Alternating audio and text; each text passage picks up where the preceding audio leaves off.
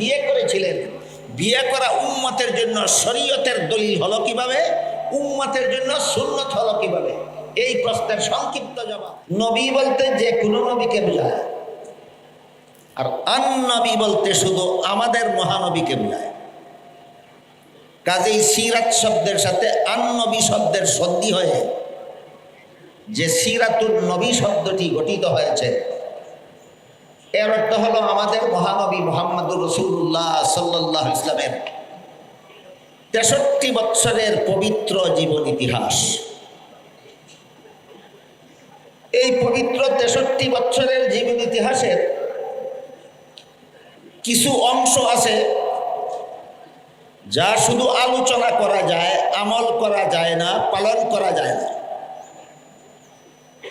আর অনেকগুলি অংশ আছে যেগুলি শুধু আলোচনা করলে চলে না, আমল করতে হয়, পালন করতে হয়। তাই আমরা যদি বিস্তারিতভাবে বুঝতে চাই যে সিরাতুন নবীর কোন অংশ শুধু আলোচ্য, পালনীয় নয়, আর কোন অংশ শুধু আলোচ্য নয়, পালনীয়, এ দুটি প্রশ্নের পরিষ্কার জবাব বুঝতে হলে সিরাতুন নবীর প্রথম প্রধান 3টি অধ্যায় সম্পর্কে পূর্ব অবগতি লাগবে। আগের থেকে আমাদের জানা থাকা দরকার যে এই 63 বছরের পবিত্র জীবন ইতিহাসের 3টি অধ্যায় রয়েছে। প্রথম অধ্যায়ের সময়কাল 40 বছর, এই অধ্যায়কে কাবলান নবুয়ত বলা হয়। দ্বিতীয় অধ্যায় 13 বছরের, এই অধ্যায়কে মক্কি জিন্দেগি বলা হয়। তৃতীয় অধ্যায় 10 বছরের, সিরাতুন নবীর এই শেষ অধ্যায়কে রাসূলের মাদানী জিন্দেগি বলা হয়। পরবর্তী কথাগুলি পরিষ্কারভাবে বোঝার স্বার্থে আমরা প্রথমেই মনে রাখি সিরাতুন নবীর প্রধান 3টি অধ্যায় আছে। প্রথম অধ্যায় 40 বছরের, নাম কাবলান নবুয়ত। দ্বিতীয় অধ্যায়ের সময়কাল 13 বছরের, নাম মক্কি জিন্দেগি। তৃতীয় অধ্যায়ের সময়কাল 10 বছরের, নাম মাদানী জিন্দেগি। এই 3 অধ্যায়ের আবার 3টি বৈশিষ্ট্য আছে। প্রথম অধ্যায় 40 বছরের পবিত্র জিন্দেগির প্রথম অধ্যায়ের বৈশিষ্ট্য হল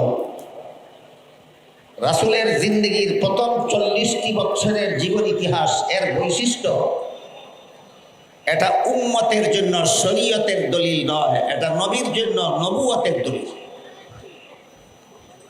যারা জানেন তো জানেনই, কারো জানা না থাকলে আপাতত শব্দ দুটি স্মরণ রাখুন, আমি পরে মর্ম বলে দেব ইনশাআল্লাহ। সিরাতুন নবীর প্রথম অধ্যায় 40 বছরের জিন্দেগি, এটা উম্মতের জন্য শরীয়তের দলিল নয়, এটা নবীর জন্য নবুয়তের দলিল। সিরাতুন নবীর যে অংশ উম্মতের জন্য শরীয়তের দলিল, সেই অংশ উম্মত শুধু আলোচনা করলে চলে না, আমলও করতে হয়, পালনও করতে হয়। আর সিরাতুন নবীর যে অংশ উম্মতের জন্য শরীয়তের দলিল নয়, শুধুমাত্র নবীর জন্য নবুয়তের দলিল, সেটা বিশেষ বিশেষ কতগুলি কারণে এই অধ্যায় শুধু আলোচ্য, পালনীয় নয়। আলোচনা করা যায়, পালন করা যায় না। আলোচনা করলে নফল বন্দেগীর সওয়াব হয়, কিন্তু পালন করার ক্ষমতাই কোনো মানুষ রাখে না। যেমন ধরুন, উদাহরণস্বরূপ বলা যায়, কোন লোকের জীবন ইতিহাস তার জন্ম থেকে শুরু হয়, ঠিক তেমনিভাবে সিরাতুন নবীর 63 বছরের ইতিহাসও আমাদের মহানবীর জন্ম থেকে শুরু হয়েছে। আর যেভাবে 63 বছরের জীবন ইতিহাসকে সিরাতুন নবী বলা হয়, তেমনিভাবে আমাদের মহানবীর জন্মকে মিলাদুন নবী বলা হয়। সিরাতুন নবীকে একটু পরিষ্কারভাবে বোঝার জন্যই পরিভাষাগুলি আমাদের মনে রাখা দরকার, যে 63 বছরের জীবন ইতিহাসের নাম সিরাতুন নবী, আর নবীর জন্মের নাম মিলাদুন নবী।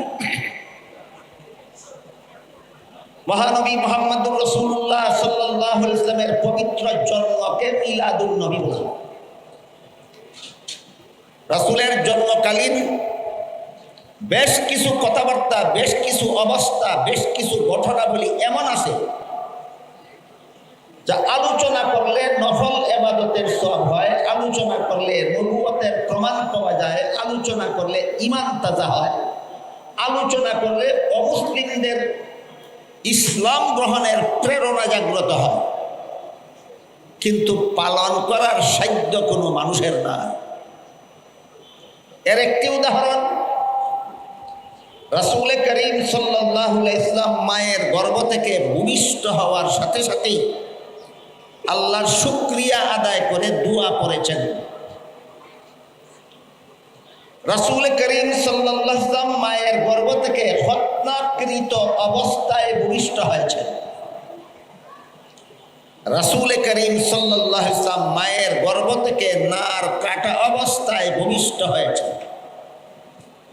বুঝে থাকলে একটু দয়া করে বলুন, খতনাকৃত অবস্থায় ভূমিষ্ঠ হওয়া, নার কাটা অবস্থায় ভূমিষ্ঠ হওয়া, ভূমিষ্ঠ হওয়ার সাথে সাথে আল্লাহর শুকরিয়া আদায় করে দোয়া পড়া আর কোনো মানুষের পক্ষে সম্ভব না, একমাত্র মহানবীর পক্ষে সম্ভব।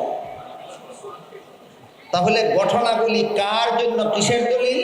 যদি উম্মতের জন্য শরীয়তের দলিল হতো, উম্মতকেও হত্যাকৃত অবস্থায় জন্ম হওয়ার ঘটনা অনুকরণ করতে হতো, পালন করতে হতো। যদি ঘটনা উম্মতের জন্য শরীয়তের দলিল হতো, উম্মতকেও নার কাটা অবস্থায় ভূমিষ্ঠ হওয়ার ঘটনা পালনীয় হতো। যদি উম্মতের জন্য শরীয়তের দলিল হতো, উম্মতকেও ভূমিষ্ঠ হওয়ার সাথে সাথে শুকরিয়া আদায় করে দোয়া করতে হতো। আজান হচ্ছে, যতক্ষণ আজান হবে ততক্ষণ আমরা নীরবতা পালন করবো। এটাই ইসলামে নীরবতা পালনের একটা সম্মান।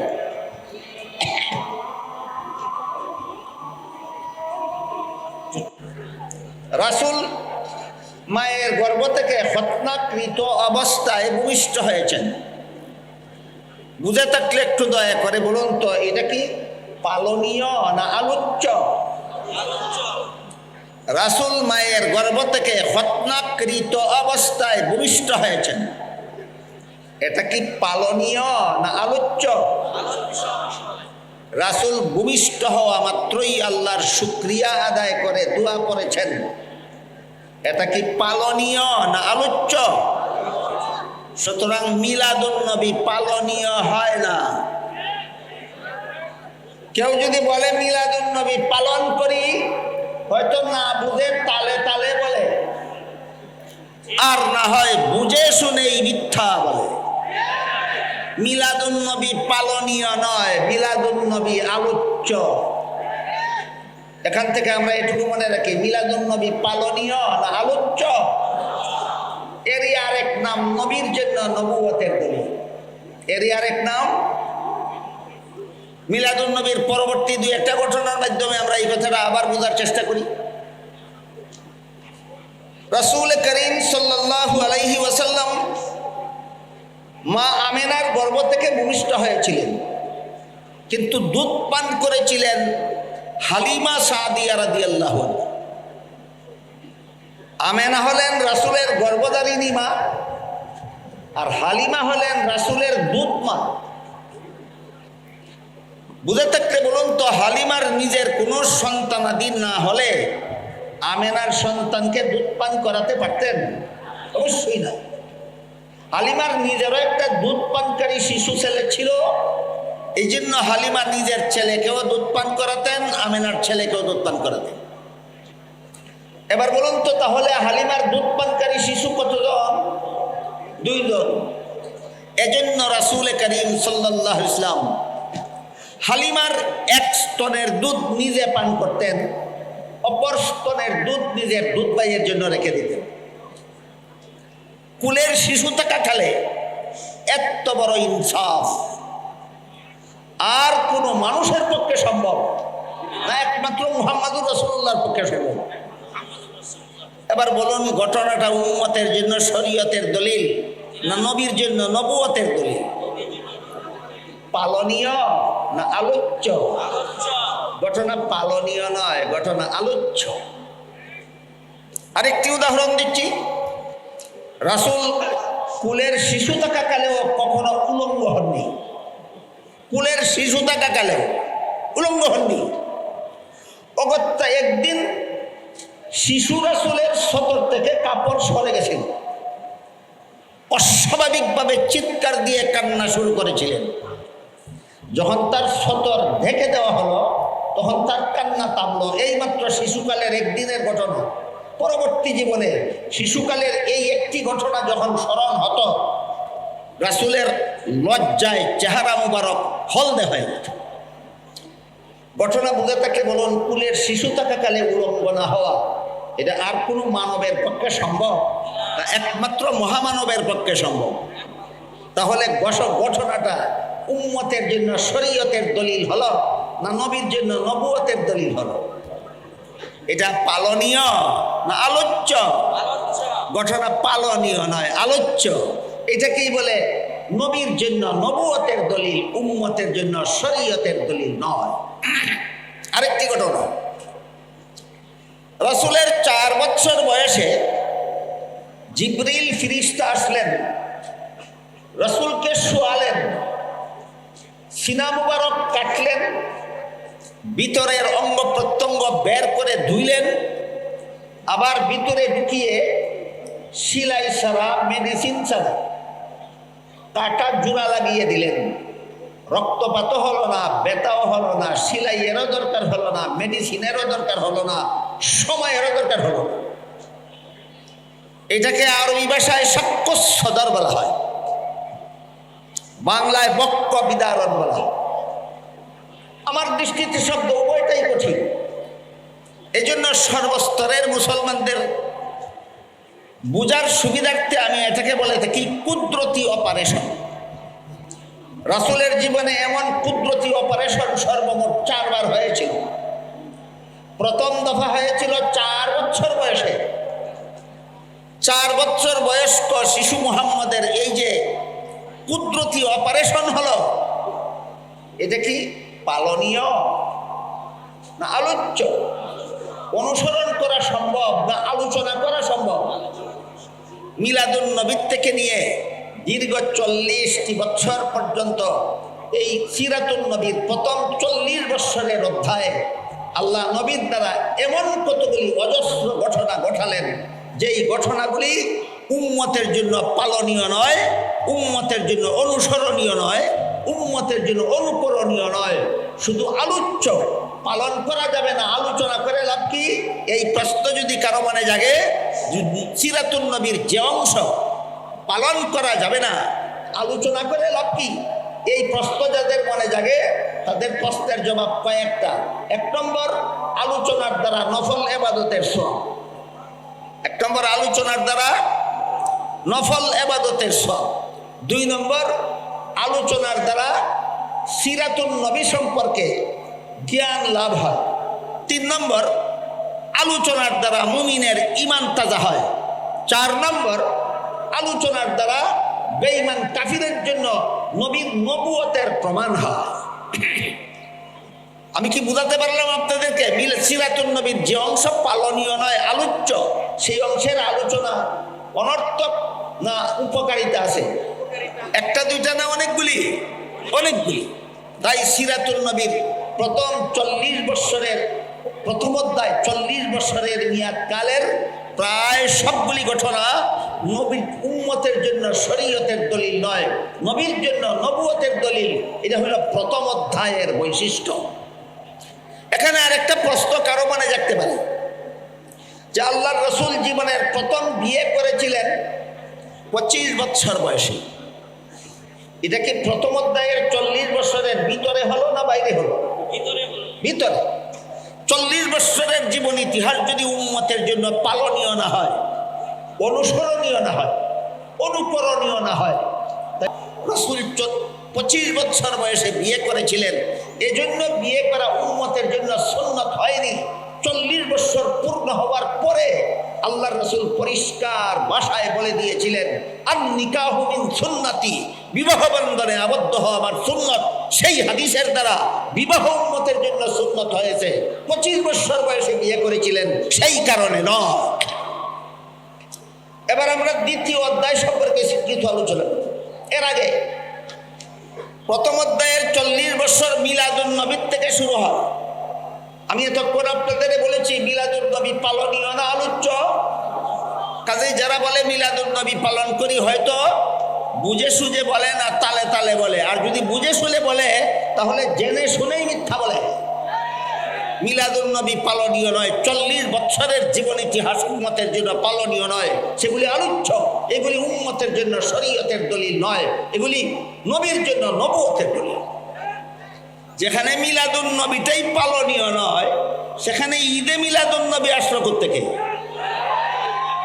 পরিষ্কার সহিহ হাদিসে আল্লাহর রাসূল সাল্লাল্লাহু আলাইহি ওয়াসাল্লাম বলে দিয়েছেন, আল্লাহর পক্ষ থেকে আমার মুসলমান উম্মতের জন্য বাৎসরিক 2টি ঈদের ব্যবস্থা দেওয়া হয়েছে। মনে রাখার ব্যাপার সমস্ত মুসলমানদের। আল্লাহর রাসূল বলে গেছেন মুসলমান উম্মতের জন্য আল্লাহর পক্ষ থেকে কতটি ঈদের ব্যবস্থা দেওয়া হয়েছে। একটি ঈদের নাম রাসূল বলেছেন ঈদুল আজহা, আর একটা ঈদের নাম আল্লাহর রাসূল বলেছেন ঈদুল ফিতর। মুসলমানের বাৎসরিক ঈদ রাসূল বলেন 2টা, একটার নাম ঈদুল ফিতর, একটার নাম ঈদুল আজহা। আপনি যদি মিলাদুন নবীকে ঈদে রূপান্তরিত করেন তাইলে রাসূলের 2-এর সংখ্যায় আপনি সন্তুষ্ট নন, আপনি 3-এর সংখ্যায় সন্তুষ্ট। আপনি আশিকে রাসূল হলেন না দুশমনে রাসূল হলেন? এজন্য হাদিস শরীফে রাসূল করিম সাল্লাল্লাহু আলাইহি ওয়াসাল্লাম বলেন ইয়াকুম ওয়া মুহদাসাতিল উমুর ফাইন্না কুল্লা মুহদাসাতিন বিদআতুন ওয়া কুল্লা বিদআতিন দালালা ওয়া কুল্লা দালালাতিন ফিন্নার আও কামা ক্বালা আলাইহিস সালাতু ওয়াস সালাম। এর অর্থ হলো রাসূল বলেন কোন কাজ, মুসলমানের কোন কাজকর্ম ইসলামী কর্মকাণ্ড সাব্যস্ত হওয়ার জন্য 4 প্রকার দলিলের কোনো এক প্রকারের দ্বারা সাব্যস্ত হতে হবে। এই 4 প্রকার দলিলের আলোচনা রাসূল বিভিন্ন হাদিসে করেছেন। আল্লাহ পাক রব্বুল আলামিন সূরা নিসার 59 নম্বর আয়াতে করেছেন। প্রথম প্রকার দলিলের নাম আল্লাহর কুরআন, দ্বিতীয় প্রকার দলিলের নাম রাসূলের হাদিস, তৃতীয় প্রকার দলিলের নাম উম্মতের ইজমা, চতুর্থ প্রকার দলিলের নাম মুস্তাহিদগণের মাযহাব। যে বিষয় আল্লাহর কুরআনে নাই, যে বিষয় রাসূলের হাদিসে নাই, যে বিষয় উম্মতের ইজমায় নাই, যে বিষয় মুস্তাহিদ ইমামগণের মাযহাবে নাই, এমন কথা মন গড়াভাবে যারা ধর্মের নামে পালন করে তাদের এই মন গড়া ধর্মের কর্মকাণ্ডকেই আল্লাহ রাসূল বেদাত নামে আখ্যায়িত করেছেন। রাসূল বলেছেন সাবধান, এমন বেদাত কর্মকাণ্ডে আমার উম্মত মুসলমান লিপ্ত হবে না।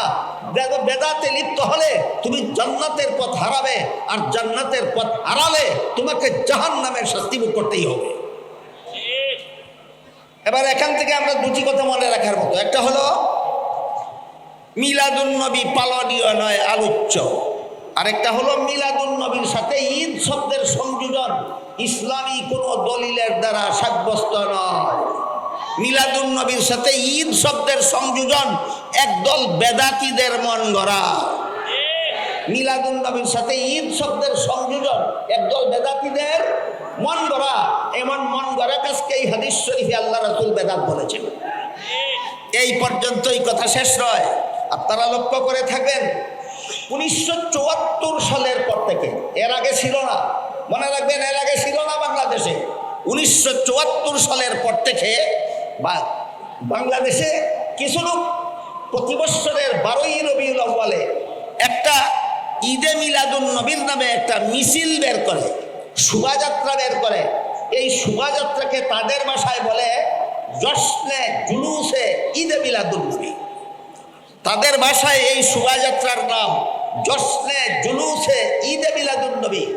সেই শোভাযাত্রায় যে সমস্ত স্লোগান দেওয়া হয় এর মধ্যে একটি স্লোগানে বলা হয় জিন্দা নবীর আগমন, শুভেচ্ছা স্বাগতম। কি বলা হয়? জিন্দা নবীর আগমন, শুভেচ্ছা স্বাগতম। আমি জিজ্ঞেস করি জিন্দা নবী বলতে তুমি কি বুঝালে? জিন্দা নবী বলতে যদি তুমি বুঝাও যে দাফন করার পর থেকে নবী জিন্দা, এটা হাদিসের দ্বারা প্রমাণিত। হাদিস শরীফে আল্লাহ রাসূল বলেছেন আল আম্বিয়াউ আহইয়াউন ফি কুবুরিহিম, নবীগণকে দাফন করার পরে তারা জীবিত হয়ে যান, জীবিত হয়ে রওজা শরীফের ভিতরে থাকেন। তাহলে তুমি যদি জিন্দা নবী বলতে বুঝাও যে দাফনের পর থেকে জিন্দা, তাহলে আগমন কোথায় পাইলা? যে হাদিসে আছে আল্লাহ রসুল বলেছেন দাফনের পরে নবী জিন্দা, সেই হাদিসে আছে আগমন না, রওজা শরীফে অবস্থান। বলুন, যে হাদিসে নবীকে জিন্দা বলা হয়েছে সেই হাদিসে নবীকে কোন মিছিলে আগমন করেন বলা হয়েছে না রওজা শরীফে অবস্থান করেন বলা হয়েছে? তাহলে স্লোগানটা হাদিস সাপেক্ষ না হাদিস বিরোধী? হাদিস বিরোধী। আর যদি বলো আমরা জিন্দা নবী বলতে বুঝিয়েছি যে নবী চিরকাল জিন্দা, অতীতেও নবীর কোনোদিন মরণ হয়নি, ভবিষ্যতেও কোনোদিন মরণ হবে না, তাহলে এই স্লোগান নিঃসন্দেহে কুফরি। এই স্লোগান নিঃসন্দেহে কুফরি। কারণ আল্লাহ পবিত্র কোরআনে আমাদের মহানবীকে সম্বোধন করে বলেন ইন্নাকা মাইয়িতুন ওয়া ইন্নাহুম মাইয়িতুন, হে মুহাম্মদুর রাসূলুল্লাহ সাল্লাল্লাহু আলাইহি ওয়াসাল্লাম, নিশ্চয়ই আপনি মরণশীল, নিশ্চয়ই আপনি মরণশীল। বহু বলুন কোরআনে আল্লাহ আমাদের নবীকে মরণশীল বলেছেন কিনা? তাহলে আল্লাহ বলেন মরণশীল, তুমি বলো চিরঞ্জীব। তোমার স্লোগান কোরআনের পক্ষে না বিরুদ্ধে? তোমার স্লোগান আল্লাহর পক্ষে না বিরুদ্ধে? জমানার অবস্থা এমন ধারণ করেছে, এইভাবে যারা প্রকাশ্যে আল্লাহর বিরুদ্ধে স্লোগান দেয়, আল্লাহর কোরআনের বিরুদ্ধে স্লোগান দেয়, নবীর বিরুদ্ধে স্লোগান দেয়, নবীর হাদিসের বিরুদ্ধে স্লোগান দেয়, এরা নিজেদেরকে নিজেরা ভুয়া সুন্নি নামে প্রচার করে। এরা আসল সুন্নি নয়, সুন্নি নামের ধোঁকাবাজ। বুঝে বলুন, কোরআন বিরোধী স্লোগান যারা দেয়, আল্লাহ বিরোধী স্লোগান যারা দেয়, হাদিস বিরোধী স্লোগান যারা দেয়, রাসূল বিরোধী স্লোগান যারা দেয়, সত্যই আশিকে রাসূল না আশিকে রাসূলের শ্রদ্ধাবরণে ধোঁকাবাজ। এরা আসলেই সুন্নি নয়, এরা সুন্নি নামের ধোঁকাবাজ। এই হলো সিরাতুন নবীর প্রথম অধ্যায় সম্পর্কে যৎকিঞ্চিত আলোচনা। এবার সিরাতুন নবীর দ্বিতীয় অধ্যায়। প্রথম অধ্যায়ের সমাপ্তিতে রাসূল করিম সাল্লাল্লাহু আলাইহি ওয়াসাল্লামের কাছে কোরআন নাজিল শুরু হলো। 40 বছর পূর্ণ হওয়ার পর রাসূলের কাছে কোরআন নাজিল শুরু হলো। কোরআন নাজিল শুরু হলো। দীর্ঘ 23 বছরে 30 পারা কোরআন নাজিল হয়েছে। এই 23 বছরে প্রায় 10 লক্ষ হাদিস কোরআনের ব্যাখ্যা স্বরূপ আল্লাহ রাসূলের কাছে পাঠিয়েছেন। উলামায়ে কেরামদের উদ্দেশ্যে, উলামায়ে কেরামদের জানাই আছে, মাদ্রাসার ছাত্রদের উদ্দেশ্যে বলি এবং যারা আলেমনন মাদ্রাসার ছাত্র নাম তাদের উদ্দেশ্যে বলি, আল্লাহ নবীর কাছে ওহী পাঠানো শুরু করেন দ্বিতীয় অধ্যায়ের শুরুতে। প্রথম অধ্যায়ের শেষ ভাগে এই ওহী দুই প্রকার, এক প্রকার ওহীর নাম কোরআন, আর এক প্রকার ওহীর নাম হাদিস। সুতরাং কোরআনও আল্লাহর ওহী, রাসূলের হাদিসও আল্লাহর ওহী। এই ওহী রাসূল করিম কোরআন এবং হাদিস রাসূলের কাছে প্রথম অধ্যায়ে নাজিল হয়েছে না দ্বিতীয় অধ্যায়ে? 30 পারা কোরআনে আর প্রায় 10 লক্ষ হাদিসে ইসলামের যাবতীয় বিধিবিধান নিহিত রয়েছে, প্রত্যক্ষভাবে অথবা পরোক্ষভাবে। 30 পারা কোরআনে আর 10 লক্ষ হাদিসে প্রত্যক্ষভাবে অথবা পরোক্ষভাবে ইসলামের যাবতীয় বিধিবিধান বলুন কোথায় আছে? কোরআনে আর হাদিসে আছে। কোরআন হাদিসের বাইরে ইসলামের কোনো বিধিবিধান নাই।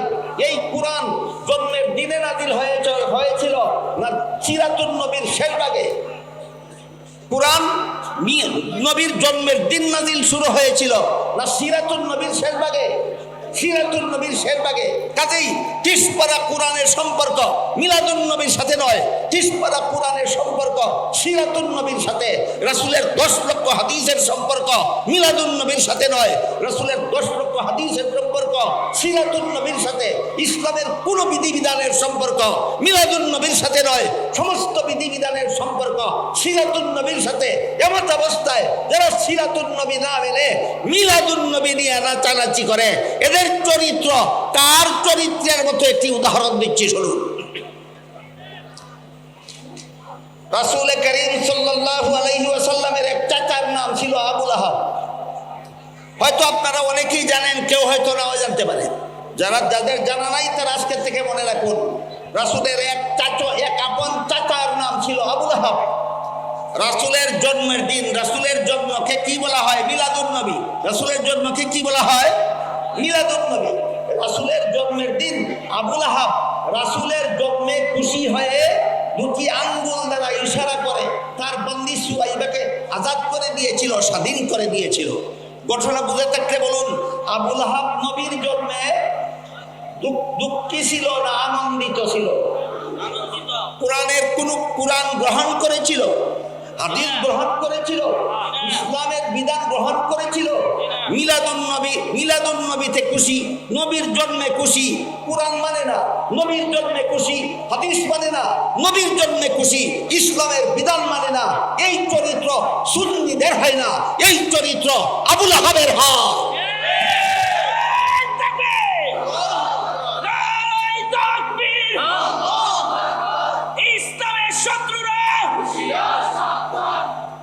মুহতারাম হাজিরিন, কোরআন নাজিল শুরু হওয়ার পর থেকে, নবীর কাছে ওহী নাজিল শুরু হওয়ার পর থেকে এই মক্কার কুরাইশ বংশের লোকেরা জুলুম নির্যাতন শুরু করে দিল। দীর্ঘ 40 বছর পর্যন্ত যাকে আল আমিন উপাধিতে ভূষিত করে রেখেছিল, দীর্ঘ 40 বছর পর্যন্ত যাকে সবচেয়ে বেশি মর্যাদা দিত, সবচেয়ে বেশি সম্মান করত, একমাত্র কোরআন হাদিসের কথা বলার কারণে এরাই সবচেয়ে বেশি দুশ্মনে পরিণত হয়। তখনকার সময়ের একটি ঘটনা বলছি। এক সর্দারের নাম ছিল আবু জাহাল, আরেক সর্দারের নাম ছিল আখনাস। একদিন সিরাতুন নবীর 2য় অধ্যায়ে একদিন সর্দার আবু জাহাল সর্দার আখনাসকে জিজ্ঞাসা করল, সর্দার আখনাস, বলো তো মুহাম্মদ যে সমস্ত কথাবার্তা বলে সত্য বলে না মিথ্যা বলে? আবু জাহাল চিন্তা করে দেখল, যদি বলি মিথ্যা বলে তাহলে প্রশ্ন আসবে যে এই লোকটা মিথ্যা বলে, এই লোকটাকে দীর্ঘ 40 বছর পর্যন্ত আল আমিন বলছিলে কেন? কথাবার্তা বুঝতে পারতেছেন আপনারা? আখনাসের প্রশ্নে আবু জাহাল উভয় সংকটে পড়ে গেল। আবু জাহাল চিন্তা করে দেখে আখনাসের প্রশ্নের জবাবে আবু জাহাল যদি বলে মুহাম্মদ মিথ্যা বলে, তাহলে প্রশ্ন করে বলবে সাথে সাথে যেই লোকটা মিথ্যা বলে এই লোকটাকে 40 বছর পর্যন্ত আল আমিন বলছিল কেন? আর যদি বলে সত্য বলে, সাথে সাথে প্রশ্ন আসবে মানো না কেন? বলুন, প্রশ্নের দ্বারা উভয় সংকটে পড়েছে কিনা? হে আবু জাহাল প্রশ্ন করেছিল আখনাস। তাই উভয় সংকট এড়াতে গিয়ে আবু জাহাল তড়িঘড়ি একটা জবাব রেডি করলো। সেই জবাবে বলল, যতদিন পর্যন্ত মুহাম্মদ তার কাছে কোরআন নাযিল হওয়ার কথা বলেনি, ততদিন 40 বছর ভুলে গেলেন। যতদিন কোরআন নাযিলের কথা বলেনি ততদিন সত্য কথা বলেছে, এই জন্য ততদিন আল আমিন বলেছি। এখন থেকে কোরআন নাযিলের কথা বলে এটা মিথ্যা বলে, এই জন্য এখন মানি না। এই জবাবের প্রতিবাদে আল্লাহ পাক রব্বুল আলামিন সূরা আনআমের 33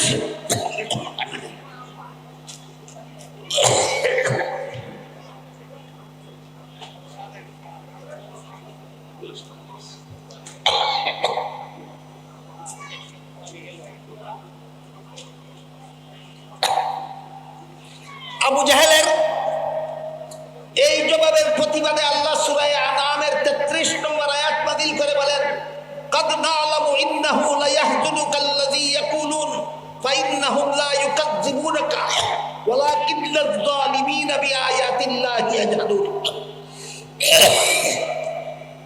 হে রাসূল করিম সাল্লাল্লাহু আলাইহি ওয়াসাল্লাম, আবু জাহেলের জবাবে আপনি ব্যথিত হয়েছেন? লক্ষ্য করে দেখুন, আবু জাহাল আপনার কথাকে মিথ্যা বলে দেয়।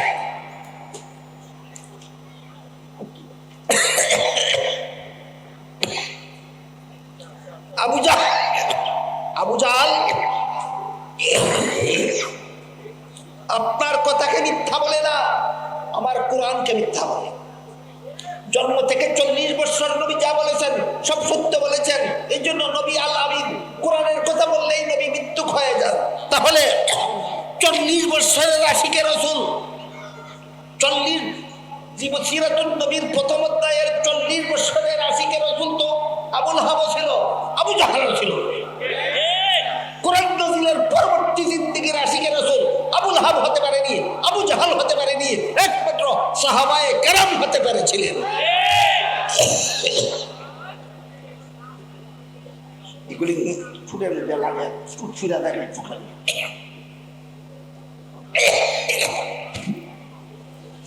এখান থেকে শুরু হলো সংগ্রাম। এখান থেকে দীর্ঘ 40 বছর যারা রাসূলকে আল আমিন বলেছিল, রাসূলকে সবচেয়ে বেশি মর্যাদা দিত, তাদের উপর অমানবিক জুলুম অত্যাচার শুরু করে দীর্ঘ 13 বছর পর্যন্ত জুলুম অত্যাচার করেছে। এই অত্যাচারের বিবরণ দিয়ে শেষ করার মতো সময় নেই। আল্লাহর পক্ষ থেকে নির্দেশ ছিল, অত্যাচারের প্রতিশোধ দিতে যাবেন না, অত্যাচারের জবাব দিতে যাবেন না, অত্যাচারের প্রতিবাদ করতে যাবেন না, সম্পূর্ণ নীরবে সহ্য করুন। আল্লাহর নির্দেশে সিরাতুন নবীর 2য় অধ্যায়ের 13 বছরের মুক্তি জিন্দেগিতে একতরফাভাবে সন্ত্রাসীদের হামলা নবী এবং তার সঙ্গী সাথীরা সহ্য করে চলেছেন। কোন রূপের টু শব্দ নাই, প্রতিশোধ নাই, প্রতিবাদ নাই। এটা হলো সিরাতুন নবীর 2য় অধ্যায়ের বৈশিষ্ট্য।